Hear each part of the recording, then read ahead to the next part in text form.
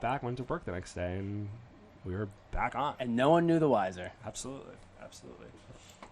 All right, James. Next up on our docket. Yeah, you know what I gotta say, Mike? This paper's really withstanding the condensation from the booze. When you put your glass down on there, I was like, oh no. I thought it was gonna wilt. It really hasn't. It's good paper. It's They sturdy. use good stock, yeah. We won't say where it's from because we did this in a secret location. Right. But they got good stuff on there. So because of the good stock of this paper, we're able to see our notes and the results of a very long contest name I noticed while typing this out. Oh yeah. The Owensboro International Barbecue Festival World Mutton Sandwich Eating Championship. That's a lot. Which happened on May 11th, 2019, year of our Lord. Mutton sandwiches. Mutton, I feel like we looked this up last year. I forget what cut it is, but it's, I believe, lamb of some kind. I have to look at that part of it. I always think that the van that they drive in Dumb and Dumber it's a sheepdog. I always thought that like that was a mutton. What are you thinking, like a mutt? Isn't a mutton an animal or a mutton is a cut? Mutton. How many bits do you think we have on the show of me asking you, like, isn't that a buh about like a food that we should know about? Mutton is the meat of a female or castrated male sheep having more than 2 permanent incisors in where incisors. All right, sure. So it's the sheep. I'm sure Rachel's like, that's what this means. But so it's another contest. It's another local. Yeah, it's a real we say small town local contest, but I did want to point out as we're saying that Owensboro has a population of 60,000 people. That's more than I would have expected. I mean, our hometown is like 16,000 people, so. And so it's not necessarily a small town, but it is a local, regional. Yeah. Kentucky will sneak up on you, man. Yeah, and so it's this big barbecue festival, and I don't know if specifically Kentucky or Owensboro why they've taken to mutton specifically. When I think of mutton in medieval times, and whatever. Again, I'm Dumb and Dumber, so I got nothing. But so this is the third year that the contest took place, and actually, I think really the best way, because we weren't there in attendance. Nope. The best way is one of the local news channels. I think it was like a local NBC. Yeah. They Eyewitness News, some coverage that we can pull up a video. So let's check this out. Amelia Young takes us there. It's not eating for fun, it's eating to win. Among the tri-staters out enjoying their time taking their time scouting out their new favorite dish, there was a ready to eat and eat a lot. It's made of hope, love, faith, God, and country! 10 brave souls took the stage, competing to see who could eat the most mutton sandwiches in just 10 minutes. Among them,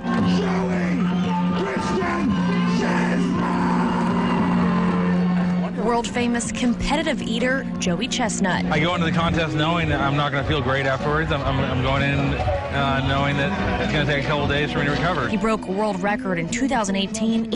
So I'm just telling my body, all right, I know what I'm capable of, just do it. He had tough competition this year, but fans throughout the crowd kept him on top. I feel totally at ease watching them. I like to get right up at the front. Doesn't bother me at all. Wow, they so rarely do For Chestnut, it wasn't a regular. Last year, what's going on? Got the win. Joey's just too much for the video. Last year too. Eating 52 in 10 minutes. 52 mutton sandwiches, 3-time champion. Give it to Joey Chestnut, Brooklyn Maple. Give him that trophy. Give him that trophy. It was a great day. But for fans, it was still a great day, getting to see the champ at work. I think this is the third straight year we've come down here. My wife and I and friends, we love it. In Owensboro, Amelia Young, Eyewitness News. You know what the problem with that video was? Couldn't get in a rhythm. You could not get Pre-Memorial Day sale is going on now at Overhaul Furniture. Yeah, 60,000 people could show up to that. That I feel, when you compare last year to this year, that's the big story, I guess. Joey Chestnut, again, winning by, I would say, with this type of food, a commanding lead, 52 mutton sandwiches in 10 minutes to Jeff Esper's second place of 43. But if you really look at, everyone kind of fell a little bit short from previous years. So did a little bit of math. Like, obviously, Joey well below the world record of 81 sandwiches. Esper ate 10 less than he did the year before. Hazard 4. So Hazard maybe doing a little bit better to compensate for maybe how tough the sandwiches might have been to eat. Derek Jacobs ate 6 less. Gideon Oji ate 28 and a half less sandwiches. And now he was there for the whole contest. As far as we know. As far as we know. That's actually not even that far from him. He should be able to make it. Yeah, too. Owensboro? I don't know where he is in Georgia. But still, that's like he's made it way further. Yeah. I've been with him in Grants, New Mexico. So. Right. And he walked there, actually, which is the crazy part. So I don't know. This is something, I should have done my journalistic duty and reached out to some of the eaters to see. I did notice that this was the first year that it was specifically called out that they were 4-ounce sandwiches. Oh. So I don't know if maybe in previous years they were a little bit lighter on the meat, or maybe they didn't, measure it that closely. But Joey still takes away the victory. Another championship, another win over Esper in 2019, continuing to gain that momentum going into July 4th. What's interesting, we maybe will never get to the bottom of the what happened to Gideon, the Truth OG. But seeing, so Joey being ranked number 1, Esper being ranked number 3, the continuation of the who/where is Matt Megatoad Stoney. Not that he would necessarily come to this, but obviously we're losing Cincati, so who knows with Carmine Cincati. Carmine Cincati. But so they finished how you expect. But then Matt Hungry Hazard finishing above Derek Jacobs, switching rankings there with 21 and 19. This is a great stat sheet, Mike. And then Gideon dropping out of nowhere, and then Darian Thomas and Matthew Rabel. Ranked eaters near the bottom. Yes. So really interesting to see this kind of was all over the place. Yeah, Matt Hazard, obviously call out. Was Tom there? Who knows? If Tom was there, he might have put Matt over the edge there. World record, 83. Actually, let's put a pin in Matt Hazard for a second because I do have something else to talk about with Matt. But, no, it's true. The Gideon OG ranked number 6 and beaten out by 2 people that are ranked lower than him. And, Bartley Weaver the 4th. Beating out Darian Thomas and Matt Rabel. Well, he's got a family name to protect. It does. He has lineage. And that he's the one eating both the mutton and drinking the mead.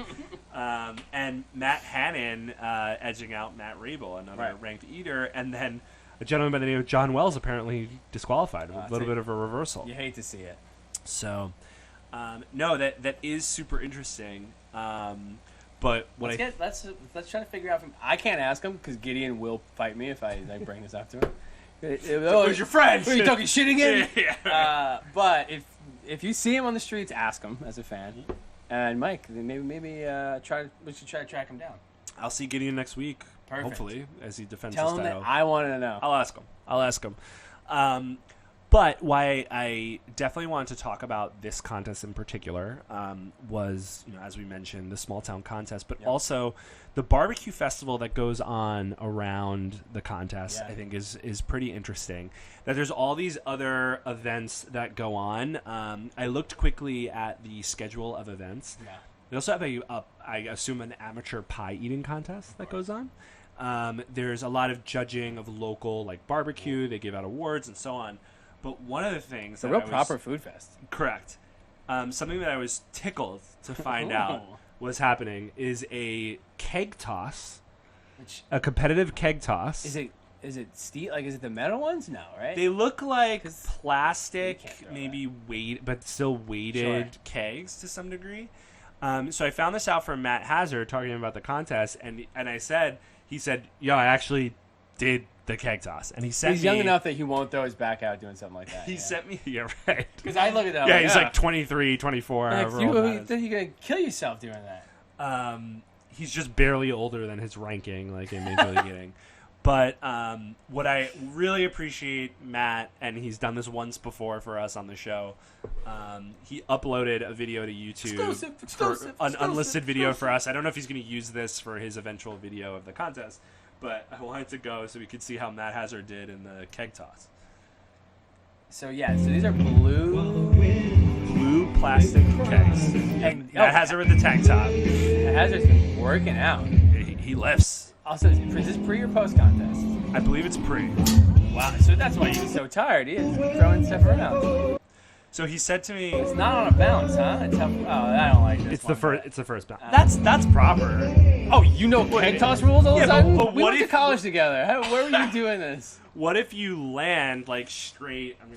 It should be part of the strategy. What if you land straight and it just rolls? You should be Then you can just grandma roll it down the entire thing. That's not even a toss. It's a toss. Also, for the note, now that we can see this video and some folks will not be able to, but not unlike our Long Island Ducks contest, and maybe this is going to explain some low numbers, looks real gross out there.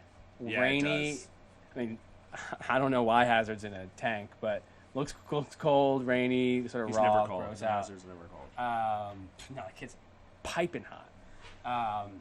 So maybe that's the reason for the numbers. So who knows? But it would explain a low, like, because Joey doesn't really ever just sort of blank. He always shows up. And obviously, being the true Doji, who knows that he usually shows up as well. And Esper, 43, maybe that weather has something to do with it more than I want to give him credit for. That's true. I mean, maybe both of these contests were affected by the weather. Dude, forget about global warming, like, the environment. Just, what does it do to competitive eating? I just want to see Matt's proper throw, especially since he gave us his footage. Okay, 1, 2. How far do you think this is? I should have That's got. like 15 feet. I should have got the actual numbers from him. That looks 15, 20 feet. Let me actually I go would, through. I would prices right it at 12 feet. He gave me a little bit of. I know he didn't give me the actual distance, but I remember asking him about it. Do we have a winner on that? It wasn't him. Yeah. But we don't know who won. I wonder if that's online. OJ. Find out who won the keg toss at Owensboro. Start a database of keg tossing. Yeah, he's going to be like, Mike, you already know I know all the rules. And OJ, find one that's a rolling one, and I'll do that because I'm not throwing anything. But I do love a real proper contest from them. That's like silly stuff, fun stuff, competitive eating stuff. Obviously not of the same sort of cultural panache, but a Nisei week of the Southeast, maybe, with lots of you could say week-long contests. I mean, we haven't been to Nisei Week just yet, but culminating you in a could. competitive eating contest. I do want to say, because I got a kick out of Matt was telling me this was really fun, but he did want to say for anyone watching, the first keg, it was wet, so it slipped out of his hands. So the second toss was a proper toss for Matt Hazard. And he said that it was really the talk of the town. He said that folks watching could name previous year's winners. On the keg toss. On the keg toss. Wow. Not necessarily the mutton sandwich eating contest. You never know what you're getting yourself into when you go to a place like, again, not a small town, but Owensboro, bigger Kentucky. than our hometown. Yeah, Owensboro, Kentucky, man. Good for them. That's that is why it's important to do contests in not Tampa, or what did they used to do Hooters, like Fort Lauderdale or wherever, New York? They've done it. I mean, they've done it all over. They've done it. They've done it in Vegas. They've done it in like some random place in Florida that I think is where the headquarters is for Hooters, so Clear Lake or something like that. But yeah, so I appreciated the keg toss, and I appreciate Matt sending the video. I don't know what's going on with our internet right now. We're not even live streaming. But something else I also wanted to point out. What a logo. It's great. And how did we not know that they were sheep? We have this logo in front of us. Correct. We were still like, oh, what is it? Like a horse or? Well, yeah, it's horse meat, right? Mutton, it's like a horse meat. Okay. Can't get that at the supermarket, right? I will think for the rest of my life the guy who, they got a toilet back there. Like, dude, you showed up to this contest. It's like you're the one here early at a Long Island Ducks Although game. we did drive off too. But we're fans. We show respect at least. That's right. But this is such a great. Someone got paid to do this. Clearly, no less than 15 to 25 years ago. Well, no, I wouldn't say 50. That is a. That has like a sheen of a. This used to be the logo that they used to. See, even you remember that, right? Yeah, but that looks so much of not this time. Hashtag mutton. Oh shit! Fury. So that's a proper hashtag. So that is current. It's the color palette. Like I feel like that's like a Joe Camel adjacent.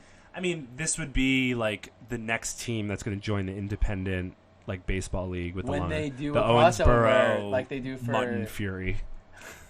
When they do a crossover like they do for pork roll. Yes. This will be it for one night. It'll be like, the Mutton Fury. Oh, it's like how I have my headphones on, but it's like how the steamed cheeseburgers from the Yargoats game. That's actually, Mike. You. Whoa! I'm seeing a whole life for you, where you A whole life separate from. I'm gonna leave Kate, leave no, Einstein. No. It's like I have that whole thing with you. So Kate and you and Einstein decide like you want to give up the life of the big city. You want to move to like a small town in the Northeast. You get a job as a creative consultant for the local baseball team. Okay. While Kate teaches at the local elementary school. Eventually, obviously, becomes principal. All the kids know her. All the parents know her. She, like, somehow knows, like, the uncle of, like, the troublesome kid. Obviously. And that street cred means that, like, he'll finally listen to her. Because, like, the whole town is up in arms that, like, he like, set the library on fire or something, but Kate can get to him because she's new. Yes. And he trusts her. Right, because they don't have the same baggage. Like, she doesn't know his life before that. She doesn't care, you know? But you're trying to find work. And while because Kate comes... So I just want to be clear. We moved for Kate's new position as a principal. That's right. Okay. It wasn't me having this opportunity with this baseball team. No. Okay. But like you're hanging out in the park. You're kind of like doing stuff with Einstein. Like you kind of just like you're meeting the local town people. You go to the diner every morning. Every morning. You don't get the bagel with the schmear because you're out of New York stuff. It's now you get the. And I'm like watching my weight a little bit. Right, because you're at home all the time. You could be snacking all day, but instead you're like, no, I'm gonna keep. But there's one guy who comes in every day and gets a coffee. You don't talk because he sits at the other end. Okay. But he knows everybody in town. You guys casually look at each other, nod. One day you pass each other the paper. He works for the local baseball team. You guys start talking. What's his role-ish? Like he's top office? He's like CFO. Oh, okay. Yeah. Because he doesn't have to show up at like 9. It's, you know. So he go to the diner. Right. You guys both he go put his like, time in. Right. This is why he moved here as well. Like he's not from here either. But you guys chit-chat. Takes a while. Like a month into the season. Their creative director is like on the outs. He's drinking. He's boozing a little bit too much. He's there for the wrong reasons. He's got to go. You step in. You become creative director of the local team. And skyrocket. And are they part of the independent league? Are they minor league team like AAA, AA? Like... Ooh, I want them to be independent for you. Yeah, because I don't gives you more creative freedom. Exactly, I don't want you to be shackled. This is a life for you guys that I would miss you, but I need for you now. But you would visit. 100. You come to the games, especially. I would so come to the games. You'd get like someone cool to throw out the first pitch that like no one thought you could get. Ed Cookie Jarvis. Yeah, no, like bigger than that, like physically. Badlands. No, someone that like no one like you get like Ed Sheeran to throw out like the first pitch, like something like He's that. English, but chicks love him. Chicks love him. He's in Game of Thrones, and that's the type of stuff you're doing. All right. Anyway, that's just. Anyway, Mutton, world mutton sandwich eating champion. I'm sorry, but like my big idea would be the Mutton Fury. Like this, I would 100%. I wouldn't steal this. But, like, I'd steal it. There's a scene near the end where... The end of my life? No, near the end of the movie that I'm writing. Got it. Because this is a movie, obviously. Obviously. We're going to option it. There's a scene in which... I'll say all three, but what I really want is a scene of each of them in their own homes. George, Rich, and Sam. And they all give a head... Like, they see something that you did that makes national news. And they all just do a head shake like, he fucking did it. I thought they were going to be mad. No. They're like, that old so-and-so. I knew he could do it. That Fink fuck. Right. And it ends with OJ coming out of the stands and going, it's me. And that's... Was he the CFO?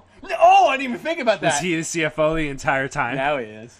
Wow. I was thinking that he also saw it and came to you to be like, you deserve this. But no, that's a way better. Wow. Oh, shit. I love that part. It's like regarding OJ. When really the movie was just about OJ this whole time. The whole time. Like, throughout the whole film, for the viewer, they're like, what is... Right, you know when you see a movie, you're like, why is that guy so involved? It's only because he's really the guy in the middle of the room in Saw. This Spoiler. Sorry, everybody who hasn't seen From it. 2004. And OJ is the CFO. Oh, that's why he's got so much time. Right. The team runs itself at this point. Yeah. And eFeeds runs itself. It's an algorithm.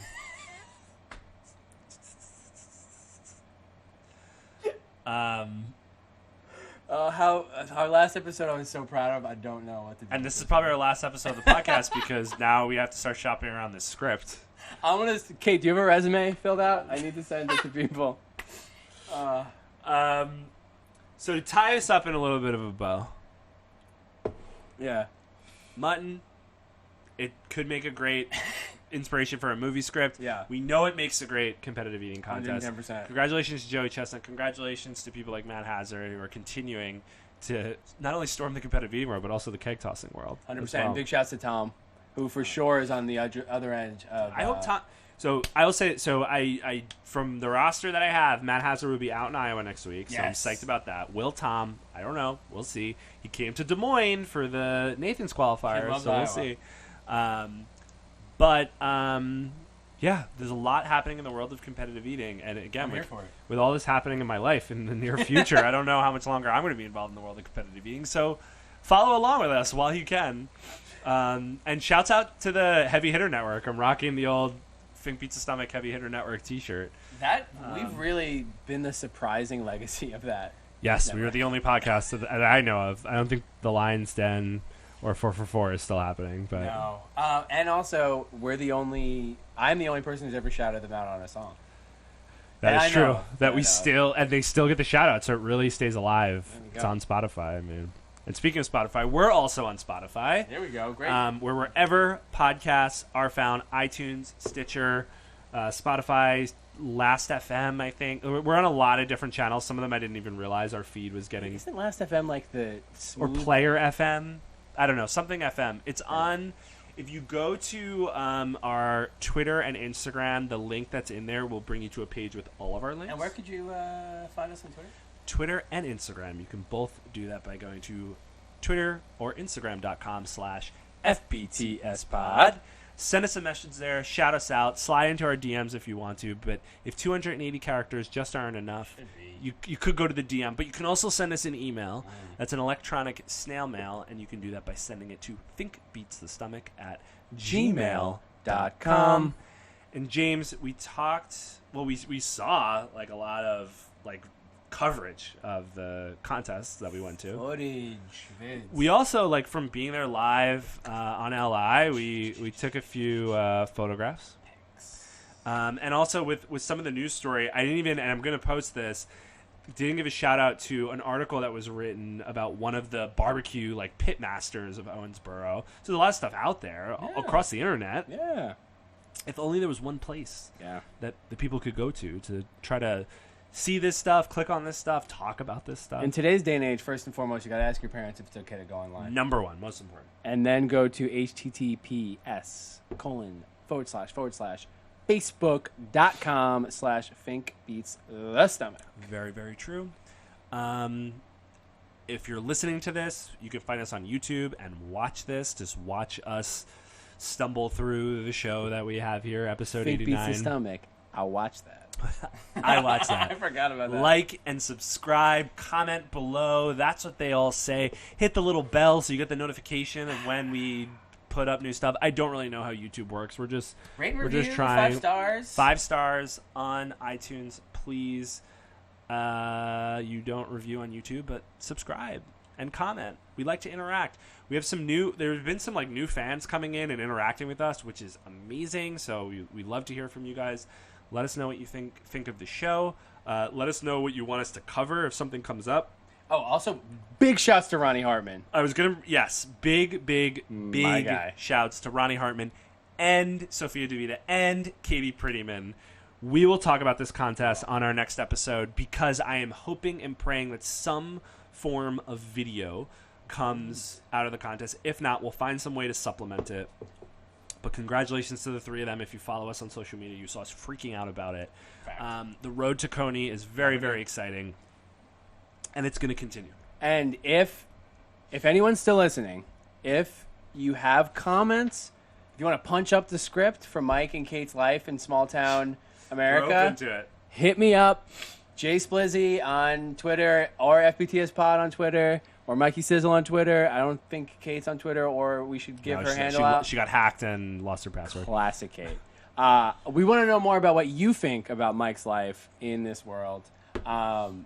maybe am I the best friend character? Because like, there's got to be a best friend character. Are you going to move out there? That's or is the it thing. someone who grew up there that helps like bring me under his wing to like learn? Right. Because I'm sure in the beginning when I'm in the small town, I'm like clashing with some people. Like, who's this Brooklyn, like Long Island There's kid? got you know what it is? You go to like an event where Kate is like the belle of the ball, and you start to feel out of place because like she does like a classic. Like remember in the beginning of Forgetting Sarah Marshall, where they're like hey, like stretch, move, or whatever they call them. Like yes, you don't know how to find your own Correct. identity, so you like lash out because you don't know what you're doing. Maybe get like a couple too many at like the cocktail reception, And may embarrass her a little bit. right? And then she's mad at you. So now you're really on an island, and a plucky kid, a local fucking kid who loves the team.